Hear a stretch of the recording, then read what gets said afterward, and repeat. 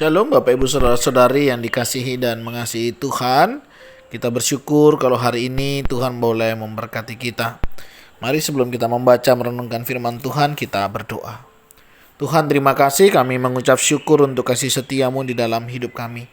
Terima kasih untuk berkat-Mu, sampai hari ini Engkau boleh menjaga dan memelihara kami. Sebentar kami akan membaca dan merenungkan firman-Mu.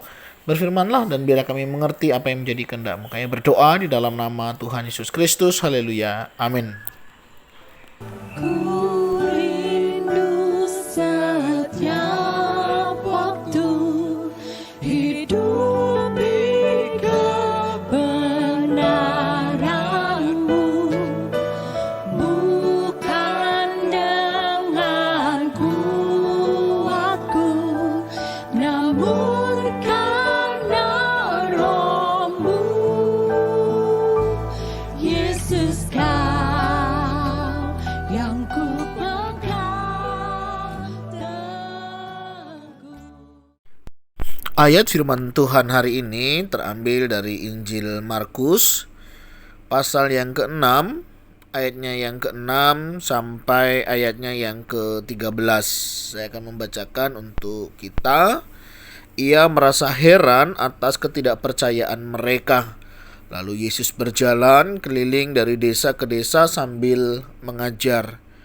Ia memanggil ke-12 murid itu dan mengutus mereka berdua-dua. Ia memberi mereka kuasa atas roh-roh jahat dan berpesan kepada mereka supaya jangan membawa apa-apa dalam perjalanan mereka, kecuali tongkat, roti pun jangan, bekal pun jangan, uang dalam ikat pinggang pun jangan. Boleh memakai alas kaki, tetapi jangan memakai dua baju. Katanya selanjutnya kepada mereka, kalau di suatu tempat kamu sudah diterima dalam suatu rumah, tinggallah di situ sampai kamu berangkat dari tempat itu. Dan kalau ada suatu tempat yang tidak mau menerima kamu, dan kalau mereka tidak mau mendengarkan kamu, keluarlah dari situ dan kebaskanlah debu yang di kakimu sebagai peringatan bagi mereka. Lalu pergilah mereka memberitakan bahwa orang harus bertobat. Dan mereka mengusir banyak setan dan mengoles banyak orang sakit dengan minyak dan menyembuhkan mereka. Amin. Demikianlah firman Tuhan. Mari kita merenungkannya. Bapak Ibu Saudara, saya masih ingat ya, tahun 2005 saya memutuskan untuk menyerahkan hidup saya untuk melayani Tuhan. Pada saat itu di awal memang orang tua saya sudah tidak setuju ya. Papa mama itu gak setuju kalau saya jadi hamba Tuhan. Saya bertanya kenapa kok gak setuju begitu ya. Ada beberapa alasan yang disampaikan, tapi ada satu alasan yang mendasar. Itu yang diungkapkan oleh mama saya. Dia bilang, saya nggak siap. Kenapa? Saya bilang, kalau kamu nanti ditolak orang, ya, diomongin orang, saya nggak siap mendengar hal itu. Kemudian saya bilang, nggak apa-apa mak, saya bilang ya, namanya juga kita melayani. Apa sih yang nggak dibilang orang? Saya bilang. Saya masih ingat sekali pesan yang disampaikan orang tua pada saat itu, yang pada akhirnya mereka menyetujui ya. Ya sudah, gak apa-apa, kalau memang itu niatmu, itu yang menjadi pergumulanmu, ya gak apa-apa. Kalau Tuhan udah panggil kamu, Tuhan yang akan pelihara kamu. Ya, saya bilang. Saya waktu itu berangkat, saya sekolah teologi ya di Jawa Timur waktu itu. Dan kemudian saya menjalani pendidikan dan saya menjalani praktek pelayanan ya, baik yang mingguan, bulanan, semesteran maupun yang tahunan, dan kami bersyukur bisa melewati itu semua. Dalam masa-masa praktek tentulah jauh lebih enak ya, dalam pengertian bebannya masih belum terlalu besar begitu ya. Kemudian saya mulai masuk di pelayanan ya, setelah lulus masuk dalam ladang pelayanan dan kemudian terus berjalan waktu demi waktu. Memang tidak sedikit ya penolakan itu terjadi begitu. Ada yang menerima, kadang ada juga yang tidak menerima. Kadang diomongin yang baik, kadang juga diomongin yang tidak baik. Dan itu sudah menjadi makanan sehari-hari ya dalam pelayanan, dalam tantangan. Beberapa pelajaran yang bisa kita pelajari, ternyata Yesus pun mengalami penolakan. Yang kemudian dia mulai ajarkan hal ini untuk para murid juga siap menghadapinya. Sehingga di dalam pelayanan Yesus memberikan kesempatan mereka diutus untuk melayani. Dan memang dia sudah berpesan, kalau kamu pergi ke satu kota, dia menerima, tinggallah di sana. Beritakanlah ya kabar baik sukacita itu. Tapi jika misalnya kamu masuk satu daerah, satu desa, atau satu wilayah begitu, kamu ditolak, ya sudah, kebaskanlah. Dan itu ada tandanya ya, bahwa mereka berurusan dengan dirinya sendiri nanti kelak. Dan ini menjadi sebuah bagian di dalam pelayanan. Memang kita tidak bisa memaksa orang ya untuk mereka bisa percaya ya, mengimani kepada Tuhan. Bagian kita hanyalah sebagai alat memberitakan, menyampaikan kebenaran. Pilihannya ya di tangan kita semua. Apakah kita mau menerima, percaya pada firman Tuhan? Ketika kita percaya tentunya konsekuensinya ada ya. Kita bisa mengalami Tuhan, kita bisa mengalami hikmat dan pimpinan dari Tuhan. Masalah berkat yaitu nomor sekian ya. Karena firman Tuhan juga katakan, carilah dahulu kerajaan Allah dan kebenarannya, maka semuanya akan ditambahkan kepadamu. Jangan cari tambahannya, cari yang utama dulu yaitu kebenaran firman Tuhan. Beberapa hal yang kita bisa perhatikan, misalnya ketika orang itu menerima, mereka mengalami berkat-berkat Tuhan. Mereka mengalami perubahan di dalam hidup. Makanya tidak heran ya, ketika seseorang yang semakin cinta firman Tuhan, hidupnya itu diberkati dan menjadi berkat. Ya, jadi tidak hanya dirinya sendiri diberkati, tapi dia juga rindu menjadi berkat bagi orang lain. Dan itu adalah karya Tuhan yang luar biasa. Tapi bagaimana dengan mereka yang menolak? Ya, kita bisa tahu kehidupan mereka. Bukan berarti ini sebuah ancaman, bukan. Tetapi sebuah konsekuensi logis ya. Ketika seseorang hidup dipimpin oleh firman Tuhan, ketika seseorang hidup percaya pada firman Tuhan, dia akan mengalami kuasa daripada firman itu. Hidupnya pasti berubah. Ya, perkataannya, cara pikirnya pasti akan berubah. Karena apa? Orang yang hidup bergaul dengan firman Tuhan, hidupnya akan dipimpin oleh firman Tuhan. Makanya ada orang menyampaikan, berikan 10 temanmu dan aku akan kasih tahu siapa dirimu.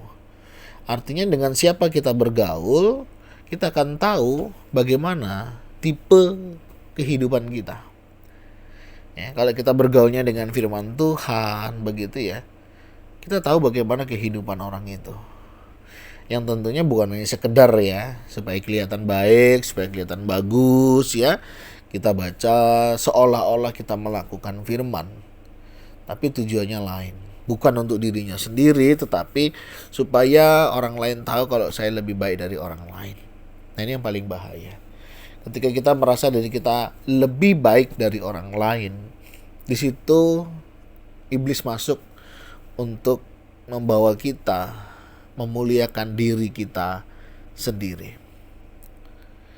Ketika iblis tidak bisa membuat kita melakukan dosa, maka dia akan membawa kita menjadi orang yang seolah-olah benar dan orang lain itu salah. Hati-hati. Dari sini kita juga bisa belajar bagaimana para murid setelah diutus, orang-orang yang menerimanya mengalami kesembuhan.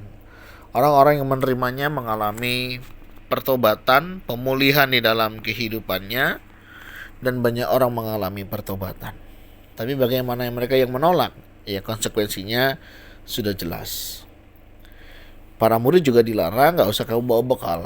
Kenapa?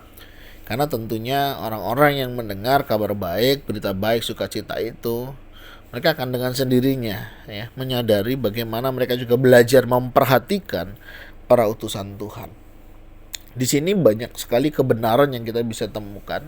Sebagai seorang hamba Tuhan, sebagai seorang pelayan, jangan khawatir akan kehidupan kita. Tuhan akan pelihara. Ya, Tuhan mampu menjaga memelihara kita. Tentunya jemaat atau kita yang Tuhan percayakan digerakkan hatinya untuk juga memperhatikan kehidupan para hamba Tuhan. Supaya apa? Supaya mereka juga bisa lebih efektif di dalam melayani. Ya. Dua-duanya saling melengkapi dan itu Tuhan percayakan kepada kita. Yang kedua, sebagai seorang hamba Tuhan, mari kita percaya. Tugas kita adalah memberitakan Injil kebenaran. Itu adalah tugas yang setiap kita Tuhan percayakan ya. Bapa mengutus Yesus, Yesus mengutus para murid mengutus kita. Ya, kita pun nanti juga akan begitu ya. Kita dimuridkan, kemudian kita diutus, kemudian orang diutus itu akan memuridkan dan kemudian orang itu akan mengutus dan begitu seterusnya. Itulah kehidupan kita sebagai anak-anak Tuhan. Jadi pastikan hari ini kita sudah menjadi seorang murid sehingga kita nanti akan mengutus ya, supaya orang yang kita utus itu memuridkan lagi. Itu menjadi siklus kehidupan kita. Yang selanjutnya menjadi bagian kita adalah tetap memberitakan Injil ya, supaya orang bertobat, untuk mereka mengalami kuasa Tuhan. Dan anugerah atau karunia yang Tuhan berikan, kerjakan. Tuhan bisa memakai karunia-karunia yang ada di dalam kehidupan kita untuk orang lain datang kepada Tuhan. Ya. Sebagai seorang hamba Tuhan, tetap mari kita lakukan dengan taat dan setia. Ini menjadi bagian kita. Sebagai umat, marilah belajar percaya. Percaya itu enggak rugi, ya. Tapi menjadi rugi ketika kita tidak percaya dan menghidupi firman Tuhan. Karena kita akan kehilangan berkat di dalamnya.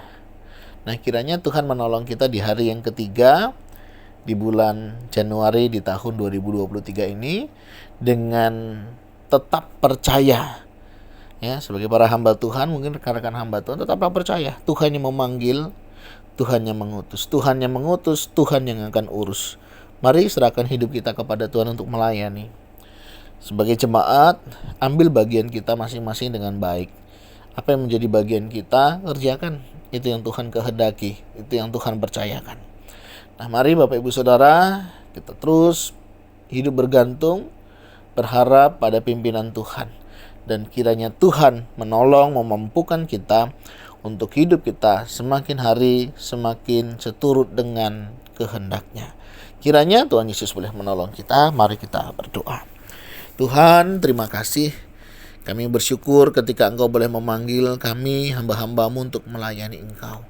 Terima kasih ya Tuhan, ajar kami fokus pada panggilan yang sudah Tuhan berikan, untuk kami terus memberitakan Injil dan menyampaikan kebenaran. Berkati tugas panggilan pelayanan kami, ada penolakan, ada hal-hal yang mungkin membuat kendala dalam pelayanan. Ajar kami tetap melihat bagaimana rancangan Tuhan di dalam hidup kami, sehingga membuat kami tidak putus asa, tidak membuat kami juga menjadi tidak lagi mau melayani. Tapi justru tantangan-tantangan itu semakin meneguhkan kami bahwa apa yang kami lakukan ini benar di hadapan Tuhan. Dan kiranya juga Tuhan terus menolong kami, memurnikan segala motivasi kami di dalam kami melayani. Jika ada motivasi-motivasi yang tidak baik, hal-hal yang tidak berkenan di hadapan Tuhan, oh Tuhan ingatkan kami. Dan biarlah Tuhan yang menolong kami semua. Berkati juga setiap umat. Tuhan juga berkati orang-orang damai yang juga sudah Tuhan siapkan untuk mendengar berita Injil dan membagikannya. Biarlah melalui orang-orang damai ini banyak orang-orang juga yang mengalami anugerah dari Tuhan. Yang juga mau berdoa menyerahkan untuk kehidupan jemaat di tengah pergumulan, di tengah permasalahan kehidupan. Mereka boleh tetap percaya pada firman Tuhan. Mereka tetap percaya kepada Tuhan dan mempercayakan hidup mereka kepada Tuhan untuk dipimpin dan disertai senantiasa. Tuhan, terima kasih. Kami bersyukur untuk hari ini Engkau sudah dan boleh memberkati kami. Kami serahkan hidup kami, pergumulan kami, masalah yang sedang kami hadapi. Kami percaya ketika Tuhan mengizinkan permasalahan, Tuhan juga mengizinkan jalan keluarnya.